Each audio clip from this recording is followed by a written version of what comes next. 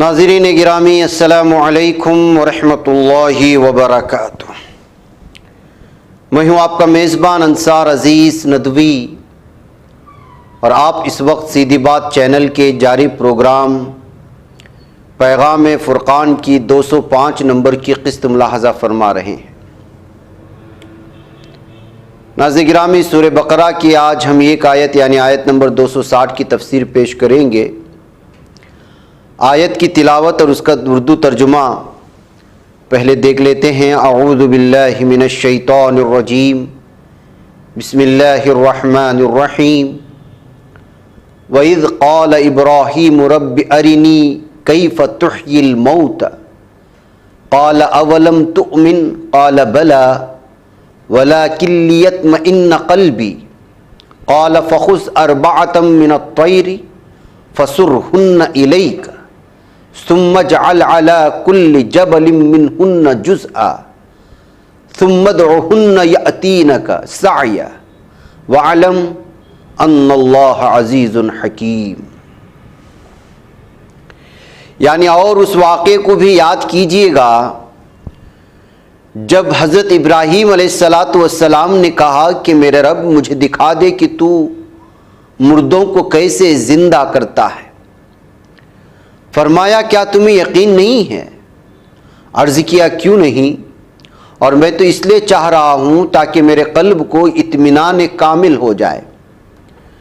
فرمایا اچھا تو 4 پرندے لے لو اور انہیں اپنے سے مانوس کر لو، پھر ان کو ذبح کر کے ٹکڑے ٹکڑے کر ڈالو، اور پھر ہر پہاڑ پر ان کا ایک ایک ٹکڑا رکھ دو، پھر انہیں نام لے لے کر پکارو، تمہارے پاس دوڑتے ہوئے آ جائیں گے۔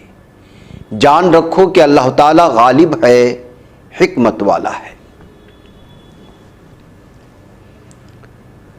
ناظرین گرامی، فرمایا گیا وَإِذْ قَالَ إِبْرَاهِيمُ رَبِّ أَرِنِي كَيْفَ تُحْيِي الْمَوْتَ، یعنی کسی خاص کیفیت کے ساتھ، کسی متعینہ طریقے پر۔ یہ وقوع تو سیدنا ابراہیم علیہ السلام کے لیے پوری طرح واضح تھا۔ آپ نے سوال اس کی کیفیت کے بارے میں کر رہے تھے، یعنی اور جب کہا ابراہیم علیہ السلام نے، یعنی کہا کہ ابراہیم علیہ السلام نے اے میرے رب دکھلا مجھے کیسے زندہ کرتا ہے تو مردوں کو۔ آپ نے سوال اس کی کیفیت کے بارے میں کر رہے تھے۔ محققین نے کہا ہے کہ سوال کے الفاظ سے خود یہ ظاہر ہو رہا ہے کہ سائل کو کوئی شبہ یحیاء موتا یعنی مردوں کو زندہ کرنے کے نفس وقوع میں نہیں ہے۔ پھر آگے فرمایا گیا قال اولم تؤمن قال بلا ولکن لیطمئن قلبی، فرمایا کیا تم یقین نہیں کرتے؟ عرض کیا کیوں نہیں، مگر اس لیے تاکہ میرے دل کو اطمینان کامل ہو جائے، مکمل طور پر میں مطمئن ہو جاؤں کہ آپ مردوں کو زندہ کیسے کرتے ہیں۔ بھلا ہاں حرف جواب ہے، اس کے ذریعے بطور خاص نفی کا جواب دیا جاتا ہے، جیسا کہ روز قیامت اللہ تعالیٰ پوچھے گا الیس ھذا بالحق، کیا یہ حقیقت نہیں ہے؟ منکرین آخرت پکار اٹھیں گے قالوا بلا وربنا وربنا، ہاں ہمارے رب یہ حقیقت ہی ہے۔ ولیکن کے معنی آتے ہیں لیکن، لیطمئن قلبی تاکہ مطمئن ہو جائے میرا دل، آرام میسر ہو، میرے دل میں سکون آئے، مجھے اطمینان قلب حاصل ہو جائے، میرے دل کو سکون ملے۔ یہ اردو میں بھی استعمال ہوتا ہے قلبی، میرا دل۔ مولانا عبد الماجد دریابادی رحمۃ اللہ علیہ سلسلے میں لکھتے ہیں حضرت ابراہیم علیہ السلام عرض کرتے ہیں کہ ایمان کے درجے تک تو یقین اب بھی حاصل ہے، ہاں صرف یہ چاہتا ہوں کہ مشاہدے کے بعد اطمینان اور زیادہ حاصل ہو جائے۔ اس مرتبہ کو اصطلاح میں دین الیقین کہتے ہیں، اس مرتبے کو، ورنہ یقین مرتبہ تصدیق تک تو جسے اصطلاح میں علم الیقین کہتے ہیں ہر مومن کو حاصل ہوتا ہے۔ حضرت ابراہیم علیہ السلام جیسے مومن اعظم کو کیوں نہ حاصل ہوتا؟ تو پھر فرمایا گیا قال فخذ اربعۃ من الطیر فصرہن الیک، ٹھیک ہے، اچھا تو 4 پرندے لو، انہیں اپنے سے مانوس کر لو، مانوس کرنا ہے ان کو اپنے قریب کرو، پالو پوسو، آپ جب پکارے تو وہ آپ کے قریب آئے۔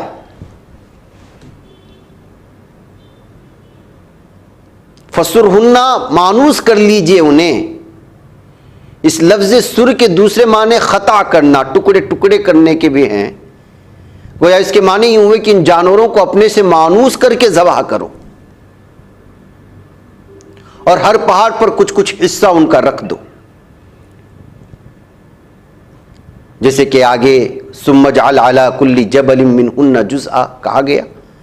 پھر فرمایا گیا ثم ادعوہن یأتینک سعیا، پھر انہیں نام لے لے کر پکارو، تمہارے پاس دوڑتے ہوئے آ جائیں گے۔ سید قطب شہید رحمۃ اللہ علیہ اس سلسلے میں تفصیل سے بیان کرتے ہوئے کہتے ہیں سیدنا ابراہیم علیہ السلام نے اس راز کو اپنے سامنے واقع ہوتے دیکھا، پرندے زندگی سے محروم ہو گئے تھے اور ان کے ٹکڑے دور دراز مقامات پر بکھر گئے تھے، پھر ان میں زندگی دوبارہ رواں دواں ہو گئی اور حضرت ابراہیم علیہ السلام کے پاس دوڑے چلے آئے۔ کیسے؟ یہ ایک راز ہے جو انسانی فہم و ادراک سے ماورا ہے، ہر انسان اسے دیکھتا ہے جس طرح ابراہیم علیہ السلام نے اسے دیکھا اور وہ اس کی تصدیق کرتا ہے، لیکن وہ رب کائنات اور اس کے طریقہ کار سے نا آشنا رہتا ہے۔ یہ امر الہی ہے، لوگ اللہ کے علم میں سے کسی شے کا احاطہ نہیں کر سکتے بجز اس کے جو اللہ چاہے، اور اللہ کی مشیت یہ نہ ہوئی کہ انسان اس کے علم کے اس گوشے کا احاطہ کر لے۔ اس کی وجہ یہ ہے کہ یہ امر ان کی گرفت سے بالا تر ہے۔ حقیقت یہ ہے کہ امر خالق کے لیے مخصوص ہے اور خلافت عرضی کے سلسلے میں انہیں اس امر کو جاننے کی ضرورت نہیں ہے۔ وَعْلَمْ أَنَّ اللَّهَ عَزِيزٌ حَكِيمٌ، جان رکھو کہ اللہ تعالیٰ غالب ہے، حکمت والا ہے۔ آیت مبارکہ کی حکمت و بصیرت پر روشنی اگر ڈالتے ہیں ناظرین گرامی تو پتہ چلتا ہے کہ سیدنا ابراہیم علیہ السلام نے مردوں کے زندہ ہونے پر کوئی شک و شبہ ظاہر نہیں کیا، بلکہ صرف یہ پوچھا کہ وہ کس خاص کیفیت کے ساتھ زندہ کیے جائیں گے۔ ہم تو اس بات پر یقین رکھتے ہیں کہ آپ مردوں کو زندہ کرتے ہیں، لیکن اس کی نوعیت کیا ہوگی، اس کی کیفیت کیا ہوگی، اور ان کو دوبارہ زندگی بخشنے کا خاص طریقہ کیا ہوگا۔ اب کفار اس بات کو یوں پوچھتے ہیں کہ من یحیی العظام وہی رمیم، سورہ یاسین کی یہ آیت ہے، یعنی ہڈیوں کے بوسیدہ ہونے پر بھلا کون انہیں دوبارہ زندہ کرے گا۔ سیدنا ابراہیم علیہ السلام کا سوال استفسار کے انداز میں ہے اور اس میں یقین داخل ہے، جبکہ کفار کے سوال کا انداز مضحکانہ اور اس کا تعلق انکار سے ہے۔ اور پھر بقول سید مودودی رحمۃ اللہ علیہ، انبیاء کو جو خدمت اللہ نے سپرد کی تھی اس کے لیے ضروری تھا کہ وہ اپنے آنکھوں سے وہ حقیقتیں دیکھ لیتے جن پر ایمان لانے کی دعوت انہیں دنیا کو دینی تھی۔ ان کو دنیا سے پورے زور کے ساتھ یہ کہنا تھا کہ تم لوگ تو قیاسات دوڑاتے ہو مگر ہم آنکھوں دیکھی بات کہہ رہے ہیں، تمہارے پاس گمان ہے اور ہمارے پاس علم ہے، تم اندھے ہو اور ہم بینا ہیں۔ اس لیے انبیاء کے سامنے فرشتے عیاناً آئے ہیں، ان کو آسمان و زمین کے نظام حکومت ملکوت کا مشاہدہ کرایا گیا ہے، ان کو جنت اور دوزخ آنکھوں سے دکھائی گئی ہے اور بعث بعد الموت کا ان کے سامنے مظاہرہ کر کے دکھایا گیا ہے۔ ایمان بالغیب کی منزل سے یہ حضرات منصب نبوت پر مامور ہونے سے پہلے گزر چکے ہوتے ہیں، نبی ہونے کے بعد ان کو ایمان بالشہادہ کی نعمت دی جاتی ہے اور نعمت انہی کے ساتھ مخصوص ہے۔ اور پھر ہمارے مشاہدے میں بات آتی ہے کہ کسی باغ بغیچے میں گھاس مرجھا چکی ہوتی ہے اور اس میں تر و تازگی کے قطن کوئی آثار نہیں ہوتے، آسمان سے باران رحمت کا نزول ہوتا ہے تو تھوڑی عرصے میں اس کی شادابی اور ہریالی لوٹ آتی ہے اور باغ لہلہانے لگتا ہے۔ یہ کس کی قدرت کی نشانی ہے؟ قرآن کی 41ویں سورہ حامیم سجدہ کی آیت نمبر 39 میں کہا گیا ہے وَمِنْ آيَاتِهِ أَنَّكَ تَرَى الْأَرْضَ خَاشِعَةً فَإِذَا أَنزَلْنَا عَلَيْهَا الْمَاءَ اهْتَزَّتْ وَرَبَتْ إِنَّ الَّذِي أَحْيَاهَا لمحی الموتى انہ علی کل شیء قدیر.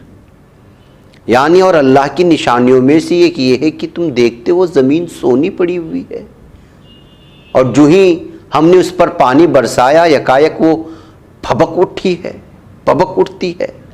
اور پھول جاتی ہے، اور پھر جو ہی ہم نے اس پر پانی برسایا یکایک وہ پھبک اٹھتی ہے اور پھول جاتی ہے. یقیناً اللہ تعالیٰ اس مری ہوئی زمین کو جلا اٹھاتا ہے، وہ مردوں کو بھی زندگی بخشنے والا ہے. یعنی اور اللہ تعالیٰ کی نشانیوں میں سے یہ ہے کہ تم دیکھتے ہو زمین سونی پڑی ہوئی ہے، پھر جو ہی ہم نے اس پر پانی برسایا یکایک وہ پھبک اٹھتی ہے اور پھول جاتی ہے. یقیناً اللہ تعالیٰ اس مری ہوئی زمین کو جلا اٹھاتا ہے، وہ مردوں کو بھی بخشنے والا ہے، اور یقیناً وہ ہر چیز پر قدرت رکھتا ہے. پھر ہم غور کریں تو دن بھر کام کاج کے بعد ہر شخص نیند لینے پر مجبور ہوتا ہے، اور صرف رب کائنات کی رحمت سے دوبارہ اٹھنا نصیب ہوتا ہے. اور ایسا بھی ہوتا ہے کہ بعض لوگ اسی حالت میں اس دنیا سے چل بستے ہیں اور انہیں اٹھنے کی قدرت ہی نہیں ہوتی، اور ہماری زبانوں پر ایک جملہ ہوتا ہے، وہ سوتے ہی چل بسا. یہ وہ مشاہدات ہیں جن کا کوئی شخص انکار نہیں کر سکتا. ناظرین، یہاں ہمارا وقت ہو چلا ہے، ہمیں اجازت دیں، انشاءاللہ پھر ملاقات ہوگی. السلام علیکم ورحمۃ اللہ وبرکاتہ.